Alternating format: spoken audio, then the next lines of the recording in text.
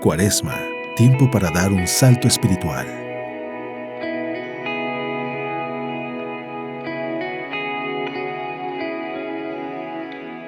Hoy martes 3 de marzo, el Evangelio según San Mateo nos habla de la forma de orar y nos enseña por boca de Jesús una oración que todas las generaciones rezaremos, el Padre Nuestro. Jesús les dijo a sus discípulos: cuando ustedes hagan oración, no hablen mucho como lo hacen los paganos, que imaginan que de mucho hablar, pues van a ser escuchados. No los imiten, porque el Padre sabe lo que les hace falta antes de que se lo pidan. Ustedes, cuando oren así: Padre nuestro que estás en el cielo, santificado sea tu nombre. Venga tu reino. Hágase tu voluntad en la tierra como en el cielo. Danos hoy nuestro pan de cada día. Perdona nuestras ofensas como también nosotros perdonamos a los que nos ofenden. No nos dejes caer en tentación y líbranos del mal. Jesús agrega a esta oración algo extraordinario, algo que nos permite comprender la profundidad del Padre Nuestro. Si ustedes perdonan las faltas a los hombres, también a ustedes los perdonará el Padre Celestial. Pero si ustedes no perdonan a los hombres, tampoco el Padre les perdonará a ustedes sus faltas. Quizá debemos meditar más el Padre Nuestro. La voluntad de un padre no es primeramente que sus hijos lo amen, sino que entre ellos se amen como hermanos. Quizá por eso, Mateo, habiendo entendido con precisión las palabras de Jesús, coloca la oración del Padre Nuestro en el contexto del Sermón de la Montaña, para indicar que esta oración no fue dicha para que se aprenda de memoria, sino para que, con todo, una vez que la oremos y la concienticemos, sirva de criterio para revisar permanentemente nuestras relaciones. El Padre Nuestro nos recuerda que podemos experimentar a Dios como Padre querido y cercano. De ahí que si la paternidad no es una ilusión, la fraternidad tampoco deberá ser una mentira. Además, el cristianismo se vive en plural. No es ninguna casualidad que todo el Padre Nuestro se rece en plural. No se dice Padre mío, sino Padre Nuestro, dejando claro que la invocación de Dios como Padre nos permite y hasta nos exige no desentendernos de los demás. Invocar al Padre nos hermana y nos reconcilia. Por último, como hijos, no queremos vivir de caprichos u ocurrencias, sino de la voluntad de nuestro Padre. Por eso le pedimos que se haga su voluntad, que se cumpla su proyecto y no solo nuestros planes. La Cuaresma es un tiempo privilegiado para fomentar la vivencia de la fraternidad. Revisemos qué impide que seamos mejores vecinos, hermanos o amigos. Sigamos orando con el Padre Nuestro. Tratemos de meditar y apreciar cada una de sus frases. Quizá en esta Cuaresma podemos ir frase por frase comprendiendo lo que Jesús quiso hacernos saber de su Padre. Recordemos que nadie llega al Padre si no es a través de Jesús, y que el amor al Padre es extraordinariamente importante para poder comprender la importancia de ese Dios uno y trino que se encuentra reflejado en nuestro ser, ya que somos imagen y semejanza de Dios. Podré decirles también que cuando rezamos el Padre Nuestro, nos sentimos cada vez más cerca de Dios. Nos permite entender que no estamos solos, que tenemos un Padre bueno y amable que se preocupa por nosotros y que no solamente nos dará el pan espiritual, como puede ser la Eucaristía, sino también nos dará el pan material para remediar nuestras necesidades.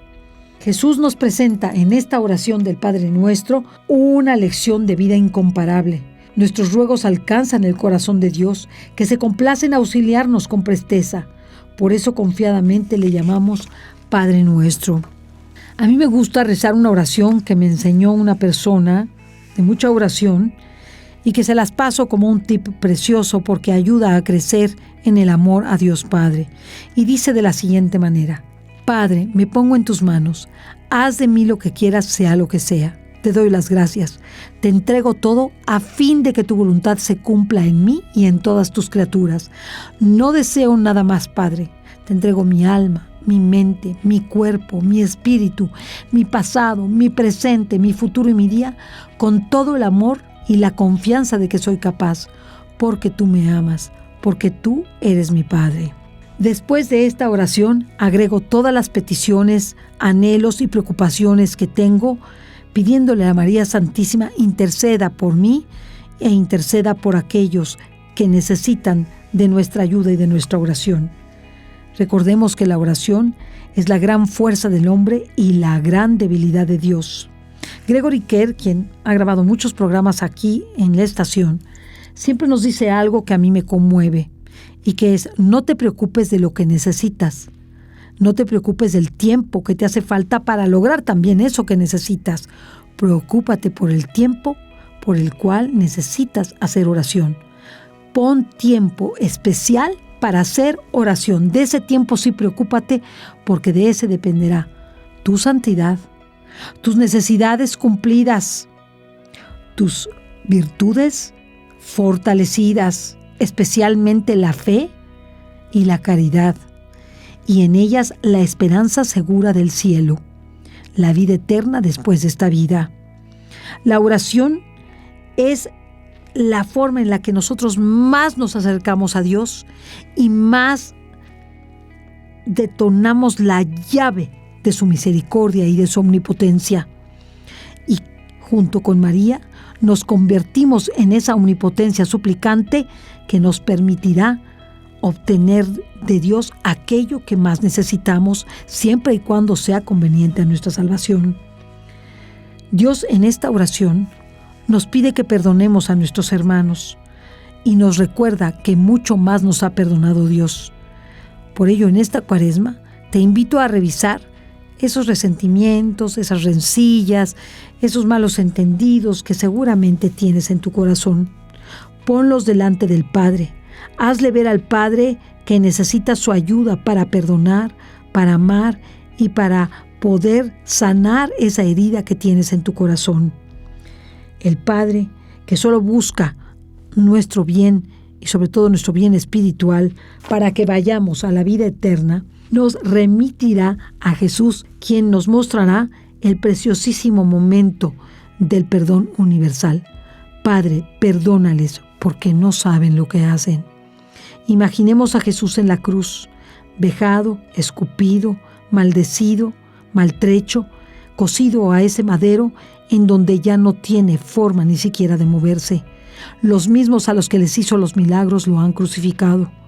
Se han aprovechado de sus palabras dando falsos testimonios para entregarle, y de esta forma lo han condenado a una muerte de cruz, que es la muerte de los maleantes. Sin embargo, Jesús se conmueve de todos nuestros pecados y llega al clímax del amor al decirle a su Padre, nuestro Padre: Padre, perdónales porque no saben lo que hacen. De esta forma, hagamos lo mismo nosotros. Usemos la frase de Jesús para ir y pensar sobre aquellos que nos han hecho daño. Padre, perdónales porque no saben lo que hacen. Bañemos con la sangre preciosa de Jesús a aquellas personas que nos han hecho daño, que nos han privado de algo, que nos han dañado incluso con la pérdida de nuestros seres queridos. Es importante que sepamos que el perdón es un acto grandísimo de misericordia y de humildad. ¿Quién hace el acto mayor de humildad y misericordia? ¿El que pide perdón o el que perdona?